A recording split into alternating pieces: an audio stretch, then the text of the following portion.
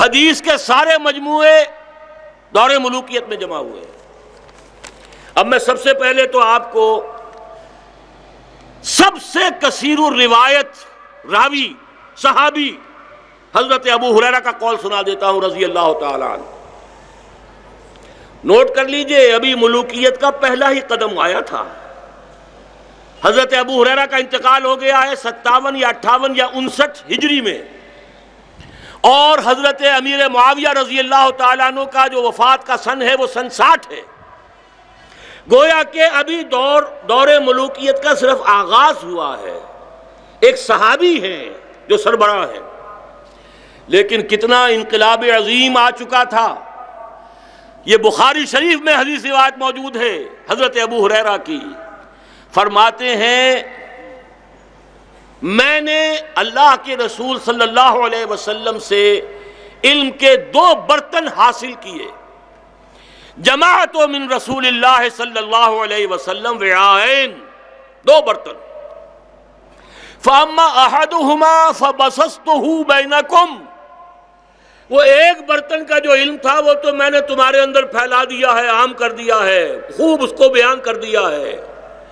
واما الاخر، اور جہاں تک دوسرے کا معاملہ ہے، لو بسطته، اگر میں اسے بھی پھیلا دوں، عام کر دوں، لقطع هذا البلعوم، یہ گردن کاٹ دی جائے گی. کیا مطلب ہے اس کا؟ نماز، روزہ، حج، زکوٰۃ، طہارت، وضو، غسل، اس کے مسائل تو بیان کرو، جتنے چاہو کرو. نکاح، طلاق، عدت، رضاعت، اس کے مسائل جتنے چاہو بیان کرو. لیکن دیکھنا اس سے آگے بیت المال کسے کہتے ہیں، اس کا حق تصرف کس کو حاصل ہے. آیا اس میں سے جس کو چاہیں لاکھوں روپے کے جو ہے وہ انعامات دے دیے جائیں، لوگوں کو پیسے دے دیے جائیں، جاگیریں دے دی جائیں؟ یہ بھی اسلام ہے؟ اگر اس سے متعلق باتیں بیان کرنے لگوں تو گردن کاٹ دی جائے گی. کیا نتیجہ نکلا؟ دین کے اس حصے کا علم یقیناً پوری طریقے سے احادیث میں نہیں آ سکا. وہ حدیث بیان ہو تو آئے نا. جب وہ ابو ہریرہ بیان نہیں کرنے کو تیار، اور ابھی وہ صرف دور جیسا کہ میں نے عرض کیا صحابی رسول، اور صحابی رسول ہی کے دور حکومت میں ان کا انتقال ہو رہا ہے.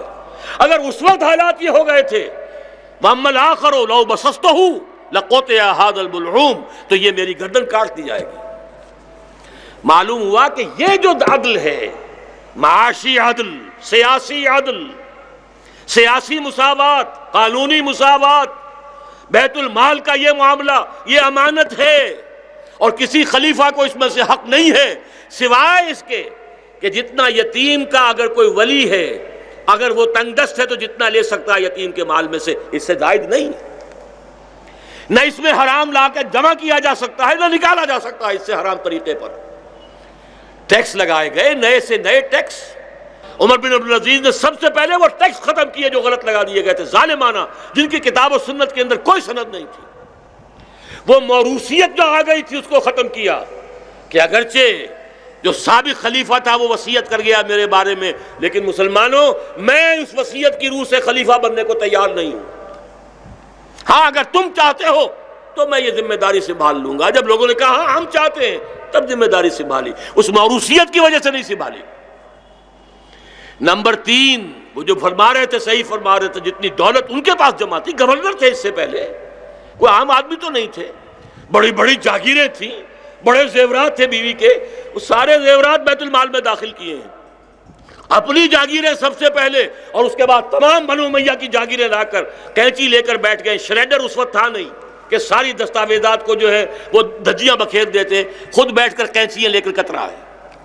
یہ ہے وہ معاشی عدل کا نظام. اچھی طرح سمجھ لیجئے، یہ ہے روح اس نظام خلافت کی، یہ ہے جان اس کی، یہ ہے. اگر یہ نہیں ہے، اگر یہ نہیں تو بابا پھر سب کہانیاں ہیں. اگر یہ نہیں ہے تو محض کچھ قوانین، کچھ سزائیں، کچھ اور چیزیں لا کر آپ سمجھیں کہ اسلامی نظام آ جائے گا، تو گویا کہ وہ تو نظام ہوگا سعودی عرب والا.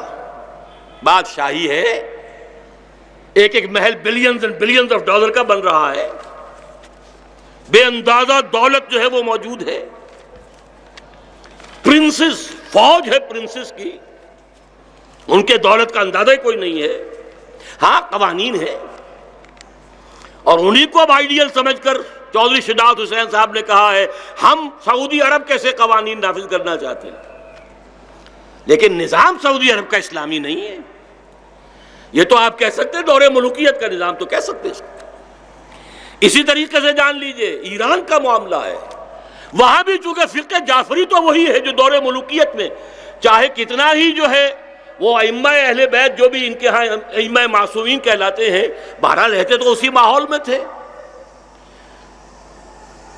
اس اعتبار سے اس فقہ میں بھی یہ جاگیرداری، غیر حاضر زمینداری، یہ ساری چیزیں موجود ہیں۔ اسی طریقے سے افغانستان میں اب وہاں پر بھی فقہ حنفی آ رہی ہے، فقہ حنفی۔